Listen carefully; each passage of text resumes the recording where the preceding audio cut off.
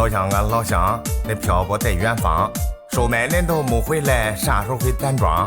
咱老家大河南，是小麦一收完，颗粒也都归汤了，这新鲜福在选。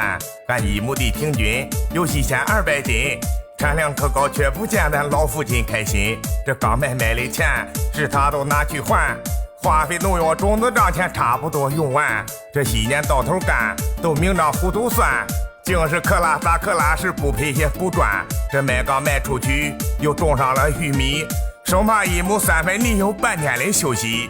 种上了都抗旱，是连续浇几遍，烈日炎炎40度的还得接着干。他顶着大日头，他晒得直干呕，皮肤黝黑，眼神肥是老茧不满手。他看着这块地，他不停在叹气，朴实无华的那个他没华丽的语句，用深邃的眼眶在诉说着希望，希望孙男的女们能考个大学上。